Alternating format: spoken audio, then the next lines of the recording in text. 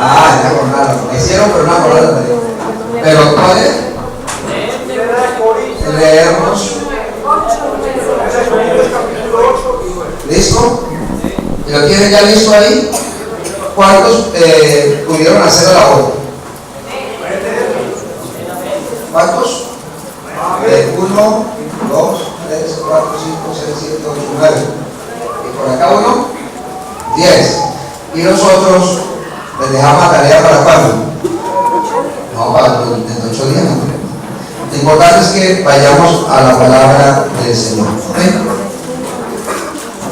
La tarea consistía en leernos 2 capítulos de la Biblia que están dedicados a qué. ¿Cómo es que dice ahí? Es la segunda carta, ¿no? No la primera, la segunda carta. Capítulo 8 y capítulo 9. ¿Listo? Vamos de esta carta. Hace 8 días leíamos una porción corta acá. Dejemos el verso 1 totalmente en nuestro corazón. ¿Cómo dice? Asimismo, hermanos, os hacemos saber. Eso es lo que quiero que tengamos en cuenta. ¿Qué debemos hacer saber? La gracia de Dios que ha sido dada a las iglesias de Macedonia. Esa gracia extendida, vamos a mirarla más allá. Miramos hace 8 días lo que era el gozo y lo que era ¿qué? La generosidad.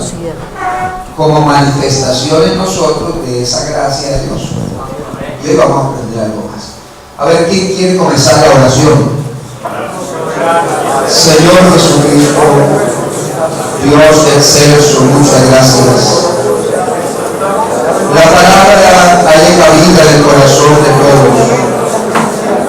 Esta palabra, oh Dios, ha sido fortaleza para la vida del creyente, de cada hermano y aún de los amigos que han venido.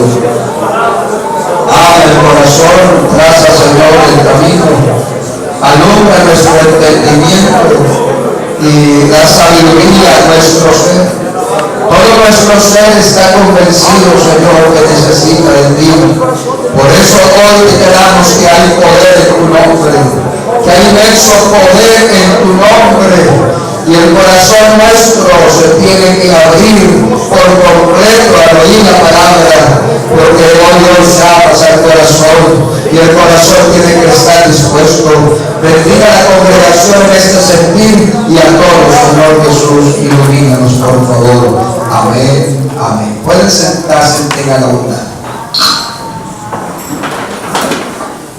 Nosotros, respecto a la gracia de Dios, nos paramos con mucho honor, diría, con mucho orgullo, y decimos: la gracia de Dios se derramó, la gracia de Dios vino a nuestra vida. Y hablamos mucho de la gracia porque gracia significa el don de Dios. Gracias a eso, y a un don inmerecido, así dice la Biblia. Gracias a un don inmerecido, no merecíamos. La gracia se ha derramado, se ha mostrado, se ha manifestado en nuestra vida. Ya tenemos claro eso. Lo que hay que mirar es si una vez que llegó a nuestra vida, de nuestra vida hacia afuera se nota la gracia. Porque una cosa es que usted tenga la bendición y otra cosa es que la bendición fluya, es decir, la bendición salga. Como la gracia no la podemos nosotros detener, el don de Dios no lo podemos encerrar, él sigue fluyendo a través de nuestra vida para que otras personas sean beneficiadas. Eso es el reino de Dios. Nos meten en el reino para que nosotros seamos bendición, porque fuimos bendecidos por el Señor. Entonces, una de las inquietudes del apóstol Pablo a los hermanos en Corinto era esa: si la gracia en ellos se mostraba o no se mostraba, y de qué manera se mostraba la gracia de Dios. Y entonces, si usted lee, Pablo da por hecho, hablando de las iglesias de Macedonia, de congregaciones en una región, dice, la gracia se ha dado. Es decir, se ha visto la gracia con ellos. El verso 2 se dice que la gracia ha superado aún las situaciones propias que a veces se viven. ¿Como cuáles? Dice, en grande prueba de tribulación. Es decir, en esos momentos aún la gracia seguía fluyendo. Y eso es lo que tenemos que revisar en nosotros. Si en los momentos difíciles, lo que llamamos grandes pruebas de tribulación, como que le mete ahí tres palabras, grandes pruebas de tribulación, yo diría exageradamente una situación, si exagerar la situación, como se dice, mostrar una situación no pequeña, grandes pruebas de tribulación. Como que hubiera dicho prueba, ya me diría, ya basta, pero le vendió grande, le vendió tribulación, para que diera que han pasado por momentos muy difíciles. Pero, ¿qué es lo que dice? Que la gracia se mantuvo. Eso es muy importante para nosotros, no sé si usted lo vea importante. Que la gracia se mantuvo. Es decir, que no se opacó, que no menguó, ella permaneció. ¿Qué es más lo que dice acá? Dice, la abundancia de su gozo, que fue lo que vimos hace 8 días. Dice, y su profunda pobreza, está combinando lo bueno y lo malo que se vive en la vida. Dice, abundaron en riqueza de su generosidad. Resumiendo, para el creyente no hay día malo. Resumiendo, se viven días malos, pero para el creyente no es malo. Eso es lo que aparece. El creyente lo supera. Y lo supera con la gracia, que es gozo y ¿qué más? Generosidad. Eso es lo que se dice. En el verso 3 entra a un tema que casi lo puntualiza en todo el capítulo 8 y el capítulo 9, y tiene que ver en este pasaje con la ofrenda para los santos, así se llamó en aquel momento. Es decir, el aporte para los necesitados o la obra de Dios en todas sus áreas, todo lo que era la administración de la obra de Dios. Habla de la ofrenda de los santos, y cuando se habla de la ofrenda para los santos, se dice que ellos, hoy dice Pablo, doy testimonio de que con agrado, vaya subrayando palabras claves acá, y esa es una de ellas, que con agrado han dado conforme a sus fuerzas y aún más allá de sus fuerzas. Este pasaje nos lleva a meditar que no hay momento difícil o de crisis que yo no pueda dar, porque la gracia de Dios siempre estará conmigo. Sí. El dar es algo bíblico, y más, es un principio, más no un mandamiento.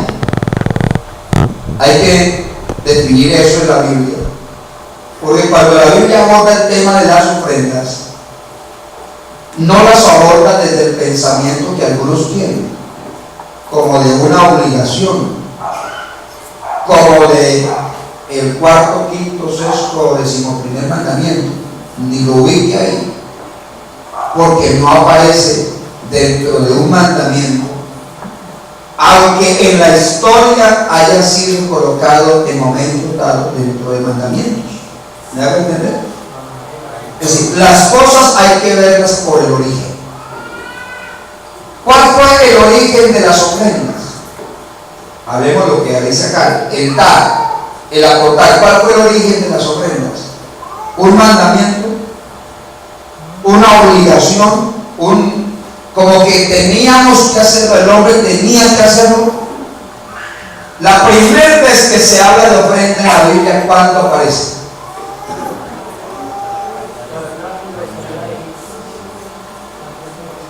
A ver, más atrás del tabernáculo allá. Por primera vez la ofrenda, ¿dónde aparece? Jerusalén, en el tiempo de Abraham. Vea, vámonos más atrás. Jerusalén. Más atrás.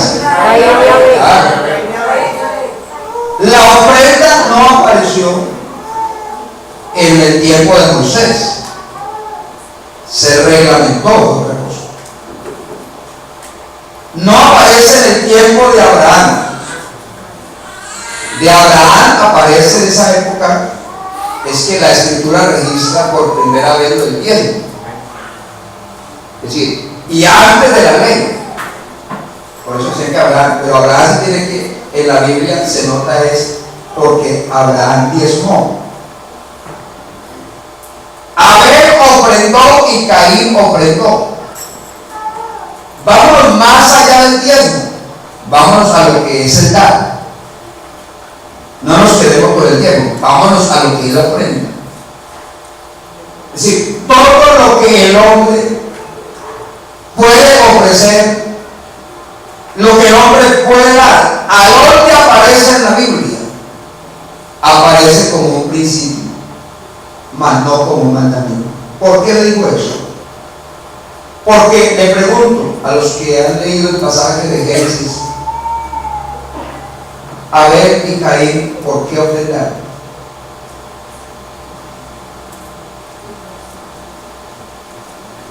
Los que han leído, Abel y Caín, ¿por qué ofrendaron? ¿Dónde aparece la razón por la cual Caín y Abel ofrendaron? ¿Hubo alguna ley anterior establecida por Dios al hombre para que el hombre se sometiera a ella en cuanto a la ofrenda? ¿Lo han leído? No aparece un registro donde Dios diga, bueno, ahora les comento, ustedes tienen que ofrendar. Ustedes tienen que ahora dar.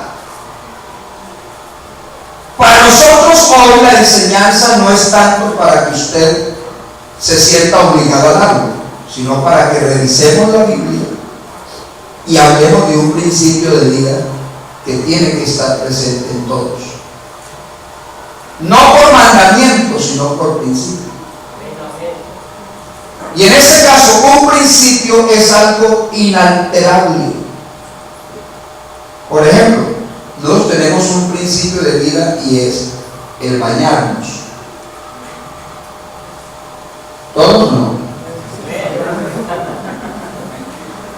¿Si es un principio de vida o no?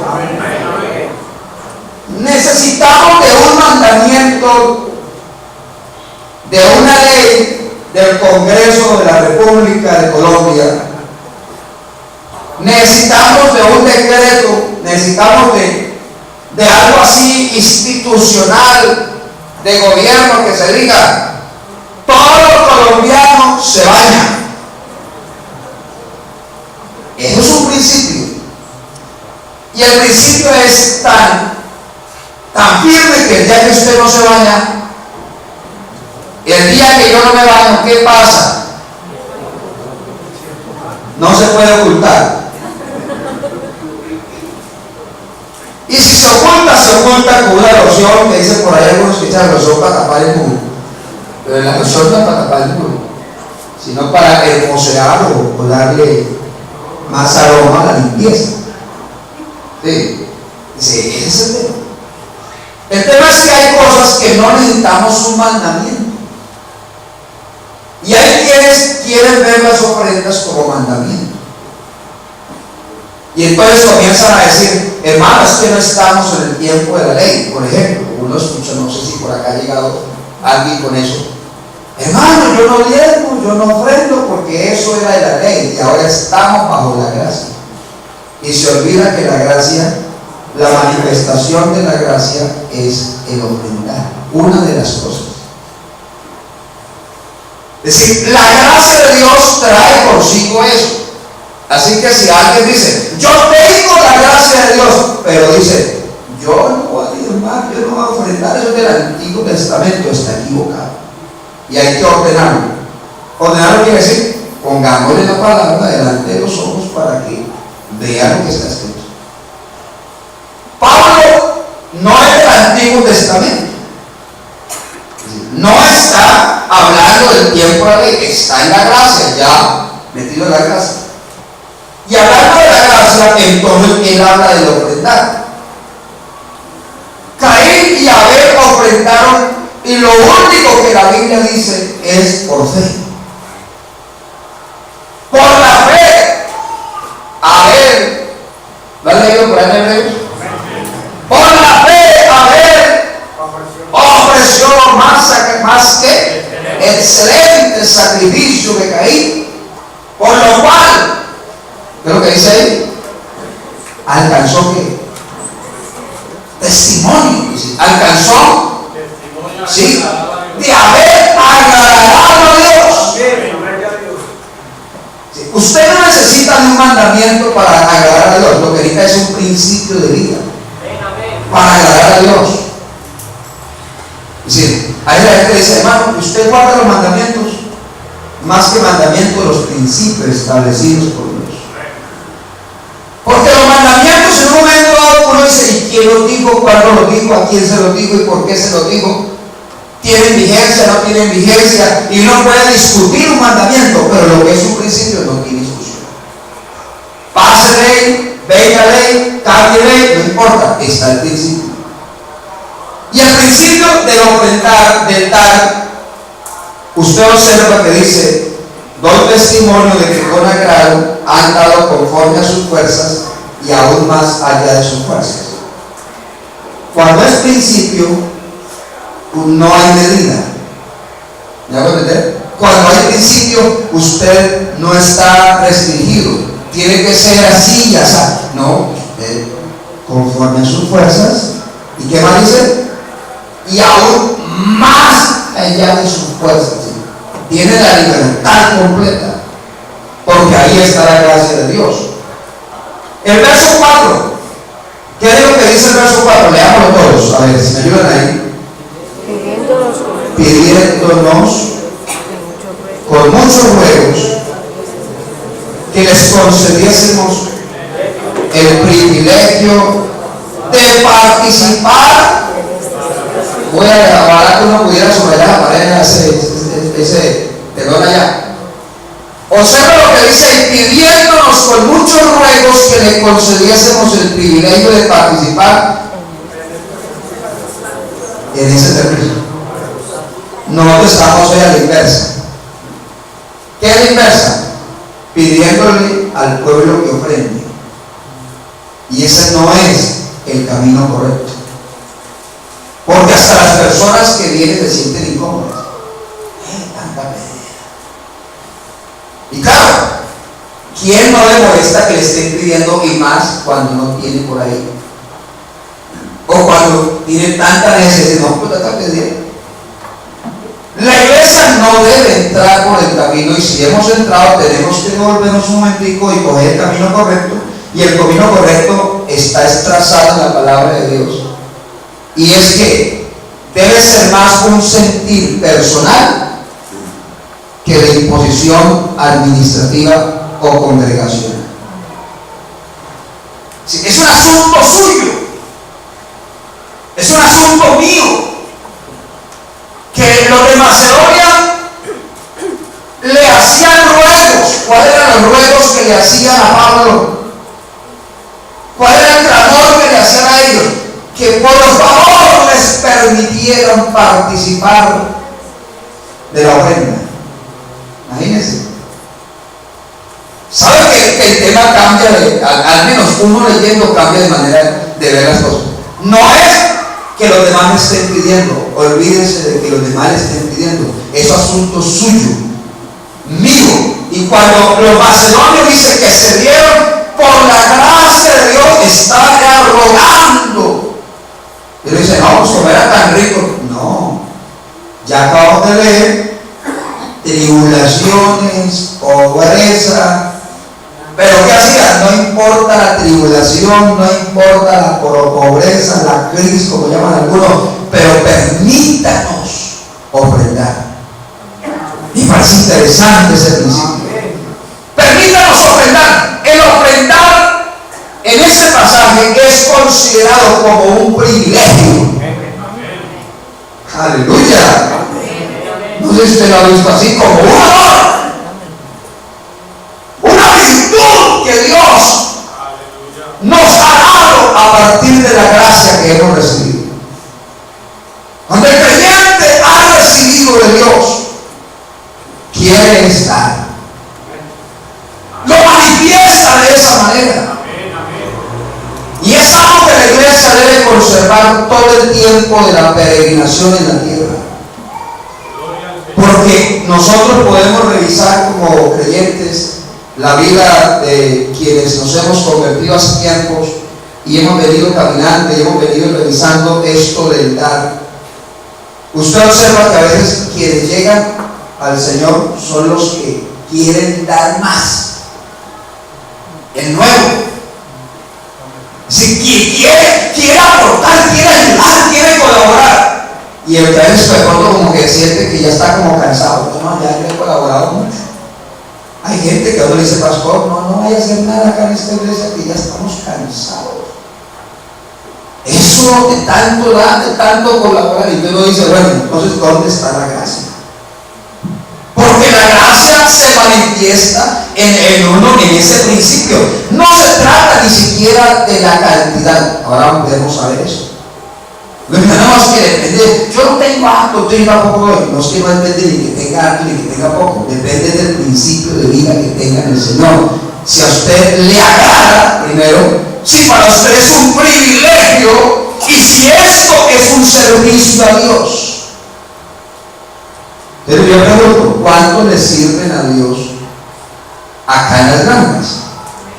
¿Alguien dirá no? A mí, yo todavía no. Porque hemos considerado que el servicio acá es ser de una directiva. Servicio es que lo pongan al frente a dirigir. Pero el solo hecho de que usted y yo tengamos una vida con un principio de dar, de ofrendar, ese es un privilegio de servicio en la iglesia. Nada más sabemos al Señor Jesús. ¿Qué más sigue diciendo el pasaje? Vamos a leer despacio para ir revisando el pasaje. Verso 5, ¿qué dice? Y no como lo esperábamos. Si quiere decir que Pablo también esperaba que ellos se pronunciaran. Pero ¿qué dice? Sino que a sí mismos se dieron primeramente al Señor y luego a nosotros por voluntad de Dios. Lo primero que usted debe y yo debo pensar cuando voy a ofrendar es que es un asunto entre Dios y yo, como se dice. Es un asunto personal. Claro, a uno como que le da pena cuando el hermano pasa y le mira cuánto va a echar uno. Así como que no le da pena. Sí, pero no se trata de que el otro le califique si di bien o di mal, porque algunos están pensando ese hermano no dio, ese hermano sí no dio. De eso no se trata. Olvidemos de que dio o no dio. Hágalo usted para Dios. Tome su decisión firme. Dios conoce el corazón, Dios conoce los pensamientos, Dios conoce la voluntad que tiene. ¿De qué le sirve a usted decir doy, pero para que me den? Doy porque me toca. Doy para que no me digan nada. Doy, en ese tema hay que quitarlo de nosotros. Yo diría, es mejor que no diga. No sé si ustedes lo vean así, pero yo veo que si alguien va a hablar de pronto, hermano, pero es que, es que yo, no me lo dije. Una vez alguien me dijo, hermano, es que yo, la verdad es que yo, hermano, vea, a mí me toca en el tema económico en la iglesia, siento casi que me aparto del evangelio. Un hermano me dijo así con sinceridad, me buscó la forma de decirlo. Dijo, a mí me da mal genio, pastor.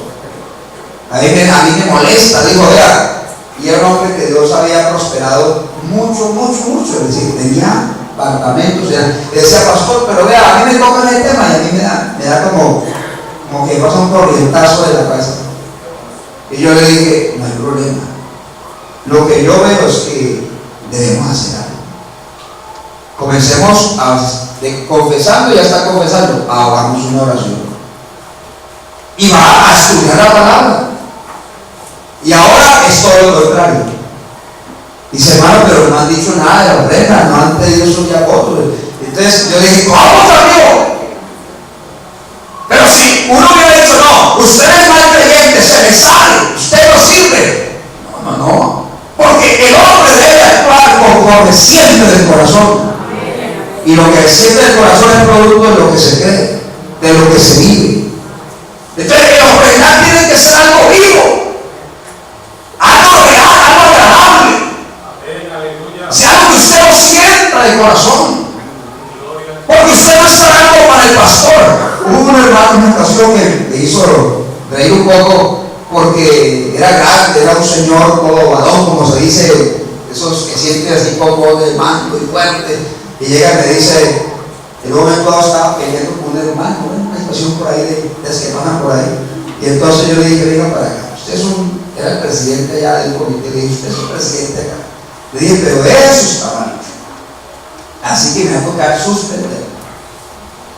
Le dije, me va a tocar inhabilitarlo unos días mientras se calma, mientras deja pelear tanto. Le dije, porque en el Señor tenemos que aprender a ser mansos y humildes. Así nos cuesta la vida, es así. Ay, hermano, ese día entonces peleó conmigo.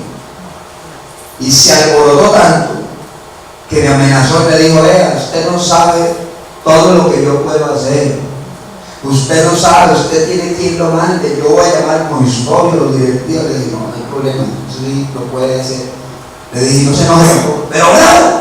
Dijo, y como veía que no me ponía bravo por todo, que me decía, me insultaba, feo, que se escaló el momento.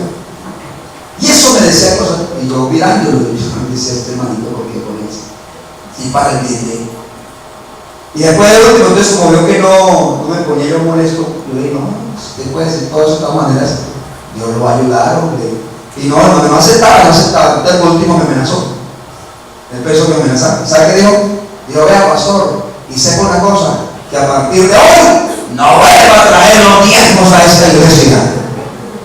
Y yo le dije, ¿cuál es el problema? Si yo nunca lo he pedido. Si yo nunca estoy detrás de eso. Y además, lo estoy administrando independientemente ni le pregunto si da o no da, sus problemas son. Yo enseño el evangelio, enseño la palabra y usted verá si me obedece. Y el hombre bravo dijo, y sí, algunos días se fue con él, sí. Lo cierto es que el día final de su vida, porque ya pasó la eternidad, estuve con él gozando de la bendición, comiendo juntos en la casa, disfrutando del ambiente de amor. Y me decía, pastor, mi vida cómo cambió.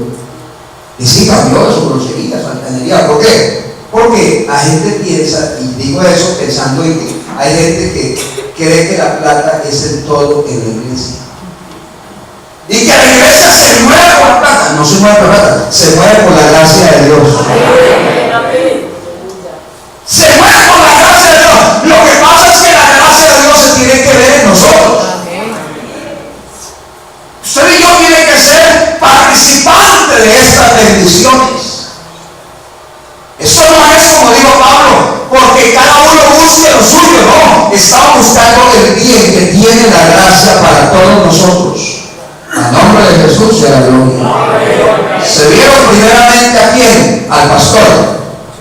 Ay, perdón. Dice ahí, al Señor. Que nunca ofrende para el pastor, nunca ofrende viendo la cara que le cuenta la ofrenda, nunca ofrende pensando a ver si, no, Hágalo para el Señor. Párese frente a ellos, frente, ¿qué más dice? Y luego a nosotros. Pablo dice, si eso llega a manos nuestras y se administra. Y claro, ahí es donde hay responsabilidad nuestra en cuanto a darle confianza a la iglesia de lo que están dando y que se administra. Ahí es donde yo siempre le recargo, hermano, si pedimos para una cosa, hagamos eso. Si le decimos que para eso, hagamos. No, pero cambiemos, no cambiemos, porque la gente dio, y en esto, aunque dieron para el Señor, están pensando cómo administramos nosotros. Y es una responsabilidad que nos toca asumirla. ¿Qué más dice el texto siguiente? Sigamos leyendo.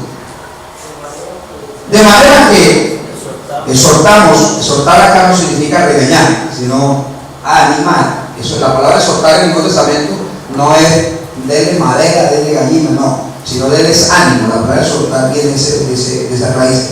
Dice, exhortamos a Tito para que tal como comenzó antes, así mismo acabe también entre vosotros esta obra de gracia. ¿Cuál es la obra de gracia a la que se refiere ahí? ¿Están seguros? La obra de gracia. ¿Qué es una obra de gracia? Es decir, una obra de gracia, lo que se presenta ahí es que el ofrendar es una obra de gracia. ¿Qué quiere decir? Una manifestación de la gracia de Dios en nosotros. ¿Ustedes sabían eso? El ofrendar es una manifestación de la gracia de Dios. Es una muestra de que la gracia de Dios está conmigo. Entonces cuando yo digo, yo tengo la gracia, no, yo tengo la gracia de Dios, pero a mí no me gusta dar. A mí que no me pidan, a mí que no me molesten por eso. Entonces la gracia de Dios muestra. Al menos en eso, en la obra de gracia, esa obra no se ve. Es posible que haya otras manifestaciones de la gracia, porque nosotros somos muy favoritos en la iglesia. La gracia de Dios la cogemos y tomamos lo que nos parece más conveniente. Y lo acuñamos en la vida, decimos, hermano, ven, la gracia de Dios, el gozo, yo vivo por todo. Y ofrenda, así no me toca el tema. Entonces, ¿qué pasa? Gracia, en parte, con toda la gracia de Dios. Mira lo que Pablo dice acá, porque él sigue mostrando la obra de gracia. Verso 7, ¿qué dice? Por tanto, como en todo abundáis. A ver, ahí está el tema. ¿En qué? En fe. ¿En qué más? En palabras. No es en hablar, sino se está enfocando a lo que es en el mensaje. Palabra ahí no es hablar por hablar, no, es el mensaje.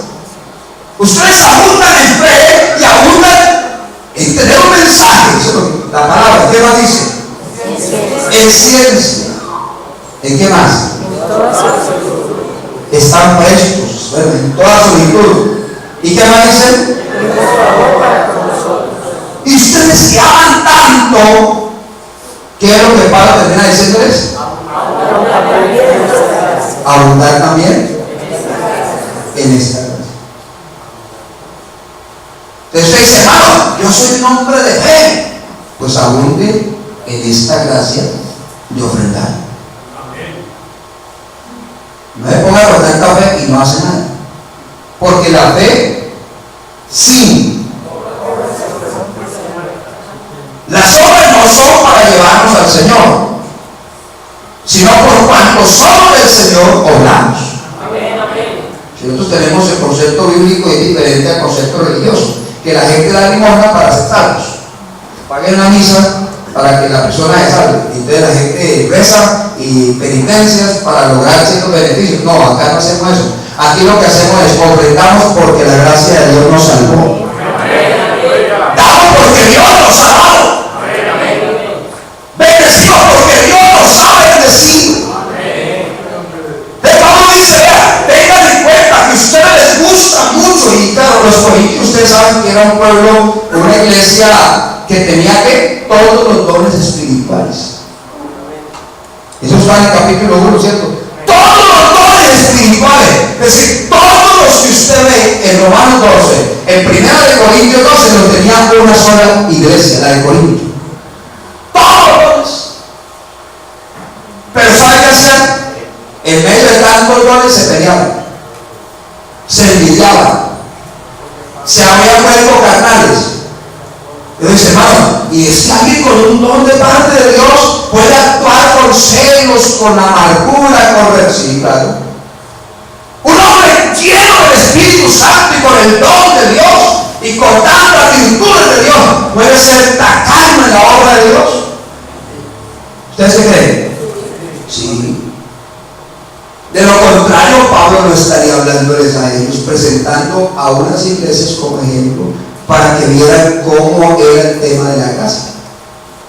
Pablo entonces evangeliza y dice, si van a hablar de fe abundante, manifieste también operando como lo hacen los hermanos de Macedonia. Si ustedes quieren hablar de ciencia, pues hagan lo mismo que hacen ellos. Obras de gracia. ¿Eso está en el verso qué? 7. Verso 8. No hablo como quien, aquí está la palabra mandamiento. No hablo como quien manda. Y es bueno que ustedes entiendan que la palabra no nos obliga a nada. Algunos hermanos, pues es que el evangelio, no, miren, es que el evangelio es muy duro, eso es una vida muy rígida. El evangelio no nos obliga. Antes nos quita las ataduras y nos libera. ¿Conoceréis la verdad y la verdad os esclaviza? Lo dice lo harán. Nadie en el evangelio, alguien me dijo, pastor, yo que hago es que a mí me gusta bailar, le dije, baile. Pastor, luego eso no se debe hacer. Claro, pero como si usted no ha nacido, no ha sido regenerado, su corazón no ha sido limpiado y quiere bailar, pues siga bailando. ¡Ay, pastor! Si usted lo puede hacer. Pero eso, no, usted no lo puede hacer. Y él se aguanta las ganas de bailar, pero la canta por dentro. La baila por dentro. ¿Sí? Y no se puede llevar una vida cristiana así de maquillaje. Que yo trate de ajustarme a una norma en la iglesia. Aquí usted no es más ni es menos porque ofrende o no ofrende. Usted responda delante de Dios por lo que usted sabe, y al que sabe hacer lo bueno y no lo hace, es pecado, ya es asunto con Dios. Pero no con la iglesia, no con el pastor. Es decir, nunca usted se presente para que el pastor, la iglesia lo vea. Ese es un tema que algunos hoy en día lo han venido cambiando la verdad por la mentira. Y entonces se disfraza, y muy santo, muy consagrado, no, es más díganlo ustedes. Si está mal, díganos, estoy mal, lo ayudamos. Porque la mejor forma de comenzar un tratamiento a un paciente es conociendo la enfermedad de Dios. La mejor forma como un médico puede tratar a alguien es diciéndole, bueno, el diagnóstico. ¿Cuál es el diagnóstico? Y saca. Lo primero que hace es, no le manda la fórmula hasta que no sepa qué es. Uno tiene que ser con Dios mismo. Y Pablo entonces dice, yo no me estoy mandando. Yo no estoy aquí como quien se enseñoreó de la iglesia y se puso grande. ¿Cómo se dice? Vamos a ver eso que teníamos ahí. ¿Cómo dice? No hablo como quien manda, sino para poner a qué? A prueba. ¿Qué es a prueba? En ese pasaje, ¿qué es prueba? ¿Tribulación? ¿O es como un examen? Le llamamos como un examen, una evaluación. Dice, pero yo no estoy aquí hablando para mandarle nada, estoy para poner una prueba. Dice, vamos a pasar el examen, ¿pasamos o no pasamos el examen? ¿Y cómo dice el pasaje? Para poner a prueba por medio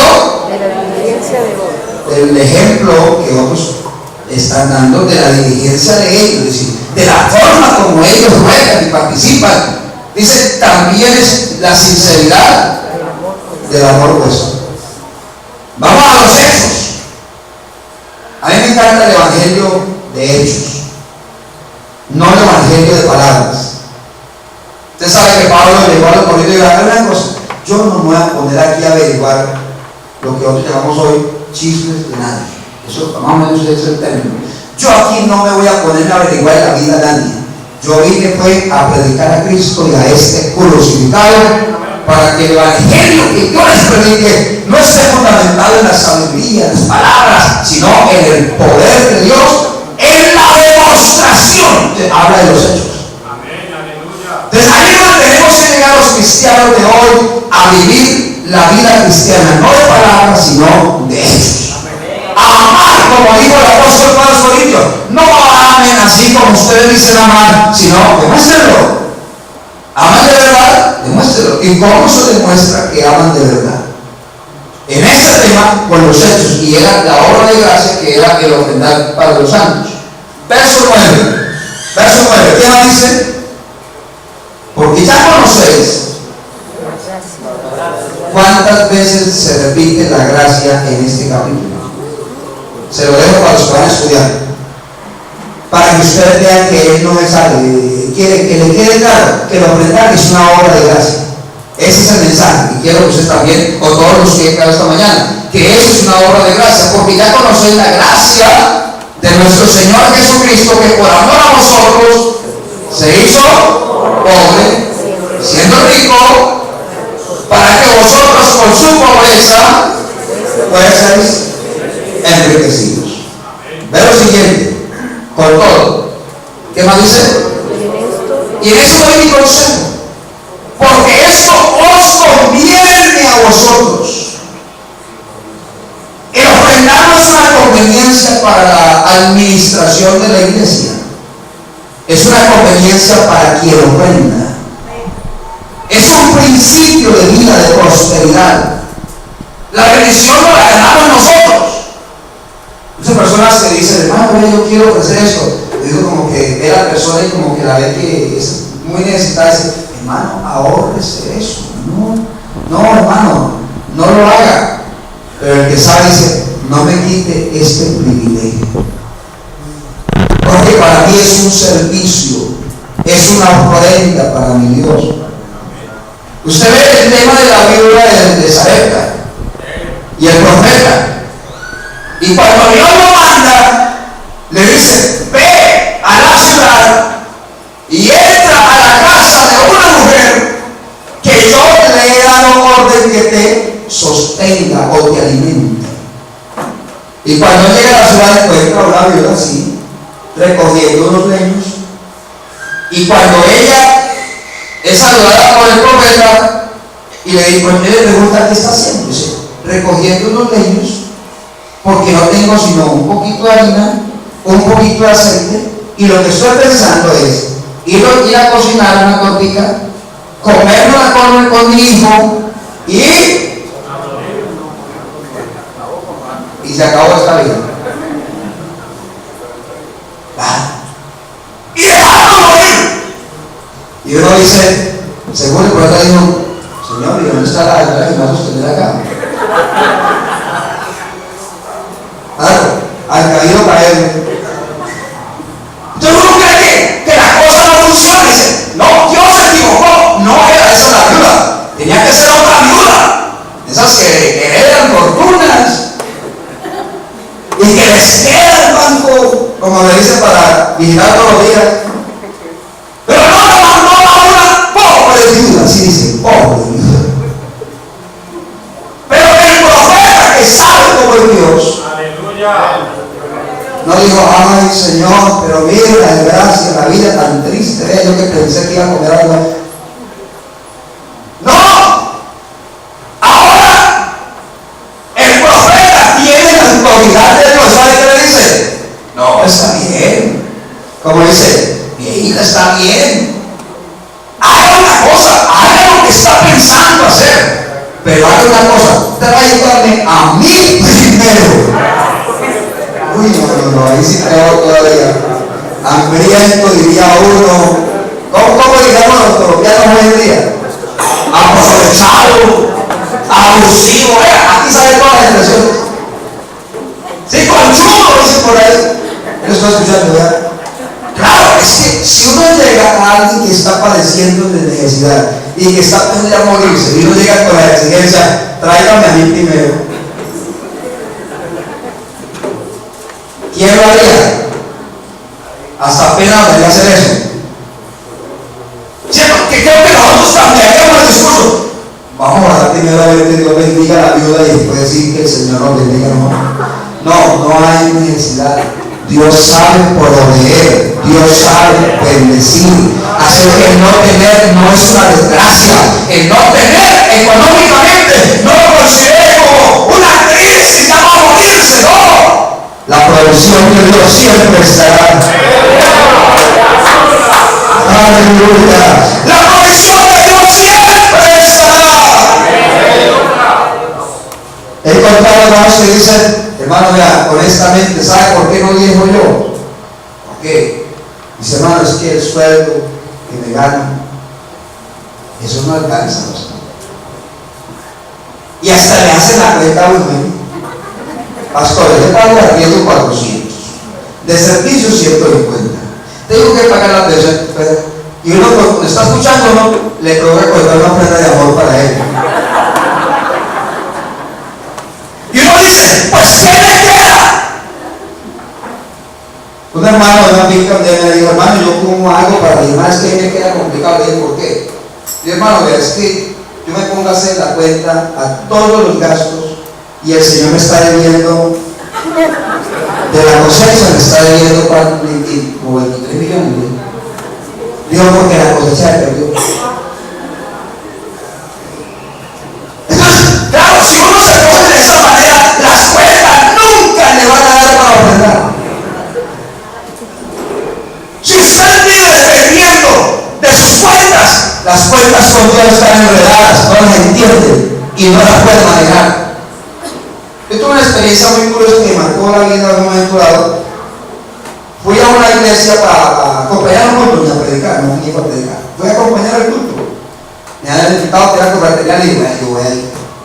Y sucede que era una iglesia que en bus se gastaba más o menos 20 minutos en el bus, onda San Sebastián de Marquita, que llaman, 15 20 minutos. Y entonces yo fui allá al culto. Y en la hora del culto, la hora de la ofrenda, yo sentí una alegría en mi corazón y yo dije, todo lo que traje voy a depositar. Y yo dije, no importa, después del culto me voy a quedar cantando hasta pensar. Yo dije, ese es el pensamiento. Y honestamente lo hice así, no pensar que ahora que me quedo por acá y tarde de la noche y claro, de mariquita la onda de noche tampoco es que sea muy agradable. Y yo dije, pero yo no pensé ni en la oscuridad de la alegría era. Lo curioso fue que terminaba el culto, no siendo yo pastor de ahí, me bajo y se me hermano saludar y todo. Cuando se acerca un hermano con un sombrero muy grande, pero yo no sé de dónde era, ni me acuerdo de los días. Y llega y me dice, pastor, Dios le bendiga, amén. Dijo, pastor, disculpe la pregunta, ¿usted tiene dinero para irse ahora para su casa? A mí eso me estrelló, digamos, esa pregunta. Y entonces yo le dije, yo me reí, ahí me dio la alegría y le dije, ¿quién me mandó?